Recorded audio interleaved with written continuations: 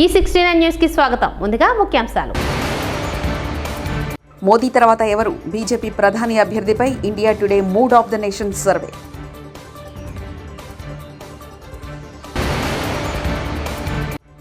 అన్నా హజారే నాకు స్ఫూర్తి పవన్.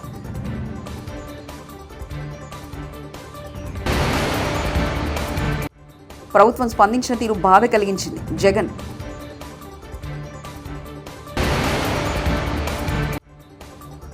హైడ్రా విషయంలో బీఆర్ఎస్ నేతల తీరు విడ్డూరంగా ఉంది. కోదండరాం విసురులు.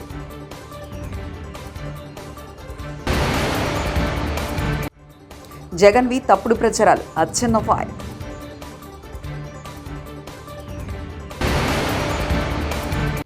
సీఎం రేవంత్ రెడ్డికి హరీష్ రావు లేఖ. భారత ప్రధానిగా ఎన్నో చారిత్రాత్మక నిర్ణయాలు తీసుకున్న నరేంద్ర మోదీ పేరు స్వదేశంలోనే కాదు విదేశాలలో కూడా మారుమ్రోగిపోతుంది. అత్యంత శక్తివంతమైన భారత ప్రధానిగా కూడా నరేంద్ర మోదీ గుర్తింపు తెచ్చుకున్నారు. ప్రపంచంలోనే అత్యంత ప్రజాదరణ కలిగిన నేతల్లో ప్రధాని నరేంద్ర మోదీ కూడా ఒకరు. ప్రతిపక్షాల విమర్శల మాట ఎలా ఉన్నా దేశంలో అత్యంత ప్రజాదరణ కలిగిన నాయకుడు ఎవరని అడిగితే మోదీ పేరే మొదట వినిపిస్తుంది.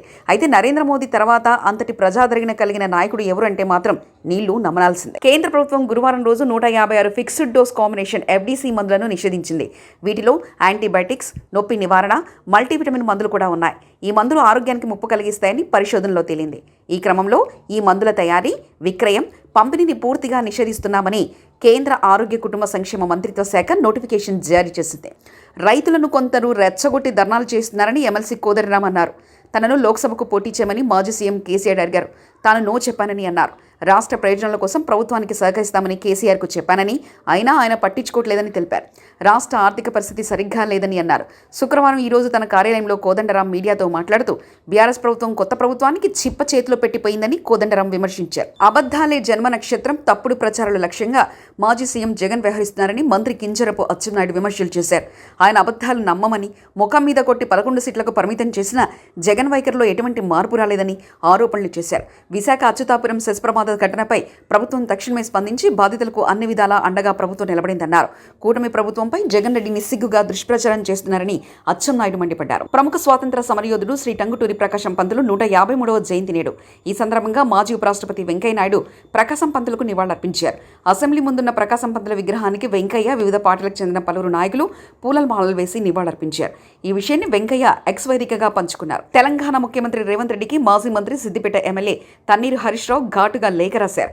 వ్యవసాయంలో దన్నుగా నిలుస్తూ పాడి పంటతో అదనపు ఆదాయాన్ని సమకూర్చే మూగజీవాల సంరక్షణపై కాంగ్రెస్ ప్రభుత్వ నిర్లక్ష్యాన్ని ప్రదర్శించడం శోచనీయమని హరీష్ రావు మండిపడ్డారు. గ్రామ సర్పంచ్ తలుచుకుంటే దేశాన్ని కదిలించవచ్చని అన్నా హజారే నిరూపించారని డిప్యూటీ సీఎం పవన్ కళ్యాణ్ అన్నారు.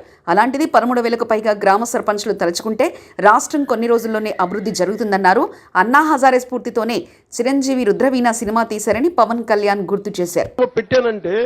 మీ గ్రామానికి ప్రభుత్వానికి సంబంధించిన నేల ఉండాలి. భవిష్యత్ అవసరాలకి అందరు ఇష్టారాజ్యంగా తవ్వేసుకోవడానికి కాదు. ప్రభుత్వానికి ప్రతి పంచాయతీకి నేను ఈ రోజున మీకు మాటిస్తున్న, ప్రతి పంచాయతీకి దాని సొంత భూమి ఉండాలి. అన్యాక్రాంతం కాకుండా మీకు బల్లగుద్ది మరీ చెప్తానా, మేము కాపాడుతాం. అవసరమైతే ప్రభుత్వ భూముల్ని కబ్జా చేసే వాళ్ళకి ప్రత్యేకంగా కొత్త గుండా యాక్ట్ కూడా ఓపెన్ చేస్తాం. ఎక్కడికి వెళ్తాం చెప్పండి? అన్ని ప్రైవేట్ పరం అయిపోతే గత ప్రభుత్వ నాయకులు మాట్లాడేవాళ్ళు కదా క్లాస్ వార్ అని. క్లాస్ వార్ అంటే ఏంటి? ఒకరి దగ్గర మొత్తం సొత్తు ఉండిపోయి మిగతా వాళ్ళని కంట్రోల్ చేయడం. ఈరోజు చెప్పండి, మైసూరువారిపల్లి దగ్గర ప్రైవేట్ వ్యక్తుల దగ్గర ఉండిపోయింది, కానీ ఎందుకు ప్రభుత్వ భూములు ఎందుకు లేవు ఇక్కడ? ఈ రోజున మనకు నిజంగా ఒక కాలేజీలు లేవు, మనకి కూర్చోబెట్టి ఒక ప్లే గ్రౌండ్ లేదు, ఆ పిల్లలు ఆడుకోవడానికి. ఇవన్నీ లేదా, ప్రభుత్వ స్థలాలు లేవు. ఏమైపోయినాయి? అడిగేవాళ్ళు ఎవరు లేరు. ఈ రోజున గ్రామ సభ తాలూకు ముఖ్య లక్ష్యం ఏంటంటే అసలు మన గ్రామంకి మనకు కావాల్సిన ఆస్తులు ఏంటి, ఏమేమి ఉన్నాయి, ఏ మౌలిక సదుపాయాలు ఉన్నాయి, ఏ మౌలిక సదుపాయాలు లేవు, ఏం కావాలి, భవిష్యత్తులో ఎన్ని మనకు రాబోయే తరాలకి ఏమేమి అవసరాలు ఉన్నాయి, మీరందరూ కూర్చొని నిర్ణయం చేసుకుంటే తప్ప. ఎందుకంటే వ్యక్తిగత ఆస్తులు ఉండటం వేరు, కానీ ప్రభుత్వ పరంగా పంచాయతీకి ఆస్తులు లేకపోతే మీరు ఎంతసేపు ప్రైవేట్ వ్యక్తుల దగ్గర దేహి అని అనాలి. ఈ రోజున మైసూరువారిపల్లి దుస్థితి ఏంటంటే దాతల్ని అడుక్కోవాల్సిన పరిస్థితి ఉంది. ప్లే గ్రౌండ్కి ఇది బేసిక్ కాన్స్టిట్యూషనల్ రైట్. ఇది ఒక బిడ్డ ఆడుకునే అది హక్కు, చదువుతో పాటు ఆడుకునే హక్కు ఉంది. విశాఖలో జరిగిన ఫార్మా ఘటనపై ప్రభుత్వం స్పందించిన తీరు బాధ కలిగిస్తుందని వైఎస్ జగన్ అన్నారు.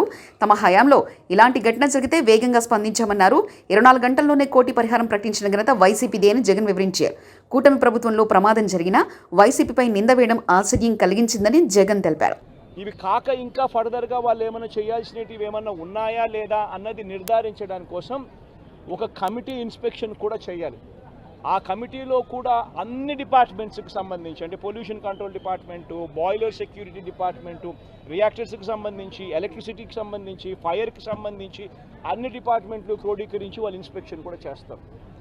చేసిన తర్వాత వాళ్ళు కంపెనీ యాజమాన్యానికి ఫర్దర్గా ఇవి చేయాలి అని చెప్పి ఒకవేళ ఏదైనా ఉంటే అవి కూడా వాళ్ళు ఐడెంటిఫై చేసి కంపెనీ యాజమాన్యానికి వాళ్ళు టైం ఇస్తారు, కంప్లై చేయండి అని చెప్పి.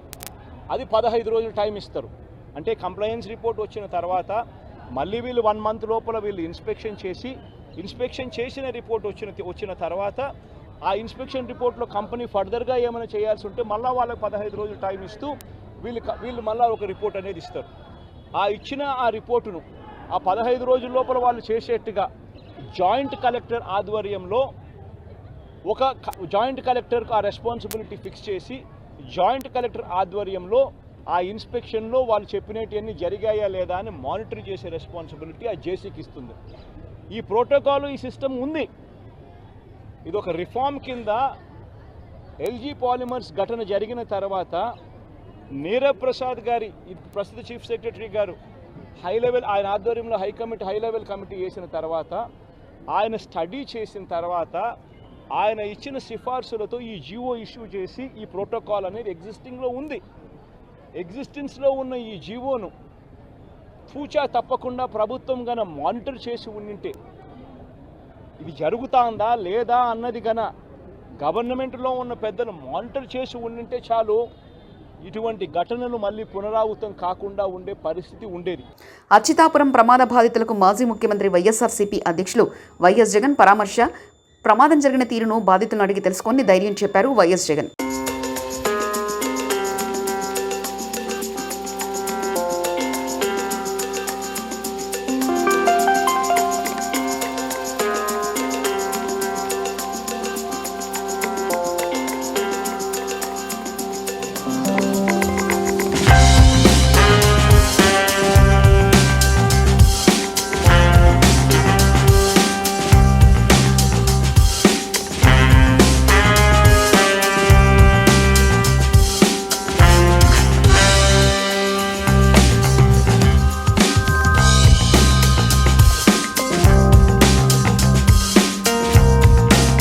ఎన్నికల్లో గెలిచేవాడికి మాత్రమే బీజేపీ అధ్యక్షుడిని చేయండి. BJP MP Arvind Dharmapuri.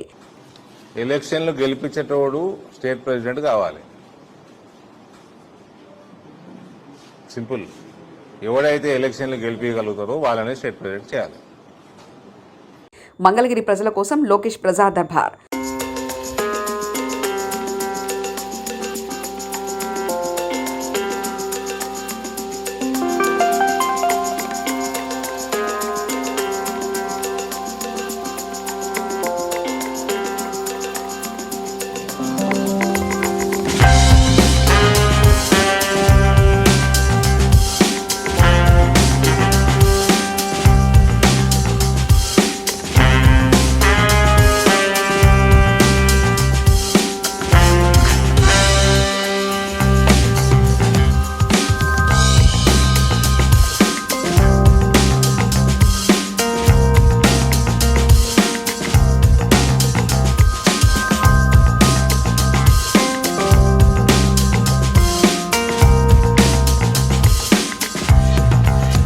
Visakhapatnam public library conference హాల్లో శుక్రవారం మీడియాతో మాట్లాడుతున్నారు కేంద్ర మాజీ మంత్రి చింతామోహన్.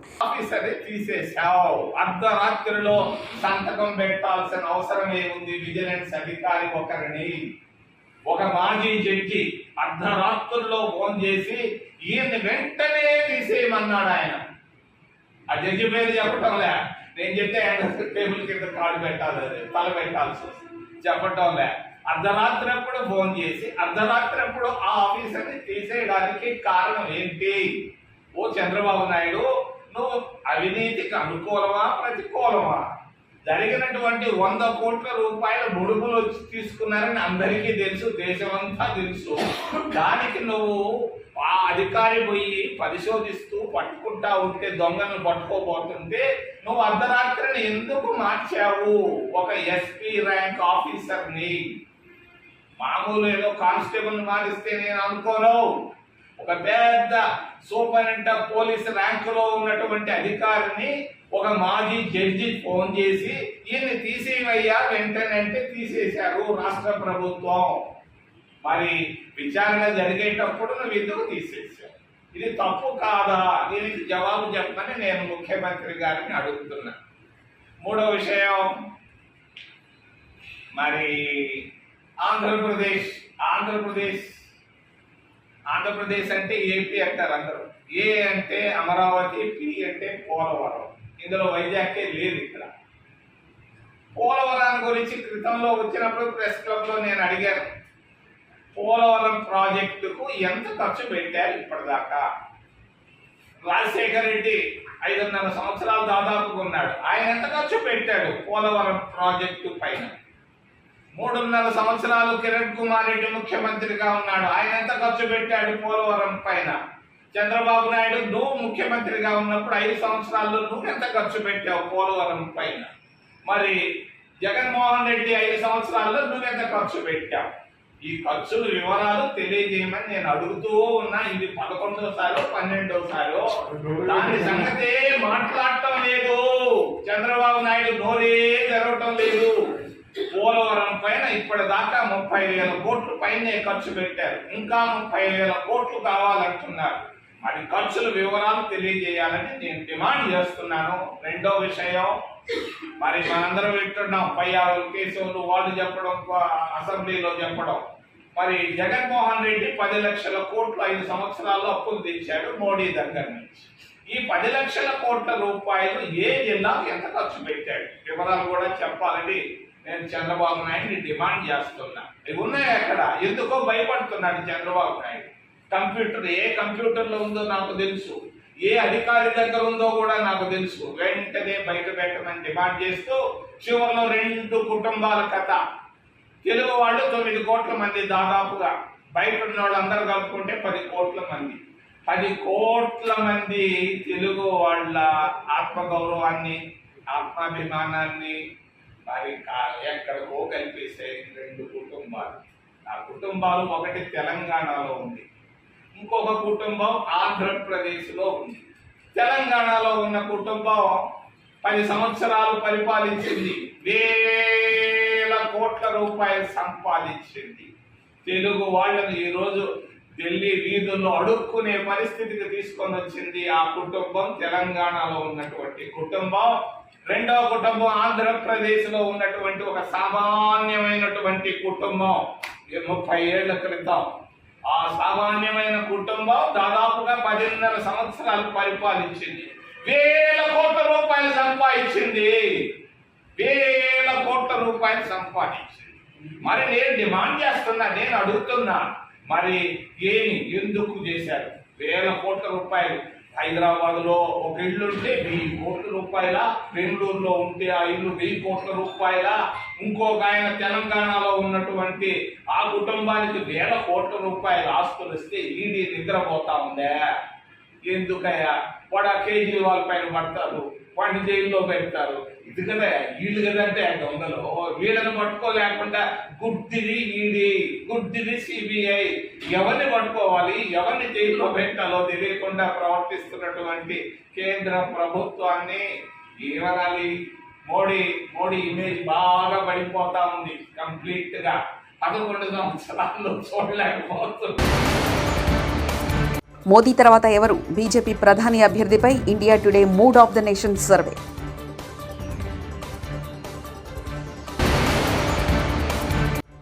అన్నా హజారే నాకు స్ఫూర్తి పవన్.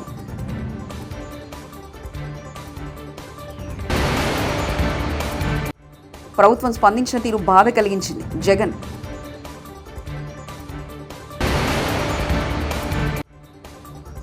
హైడ్రా విషయంలో బీఆర్ఎస్ నేతల తీరు విడ్డూరంగా ఉంది. కోదండరాం విసురులు.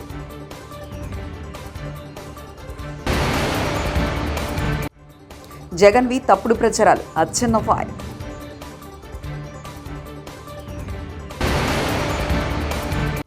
సీఎం రేవంత్ రెడ్డికి హరీష్ రావు లేఖ.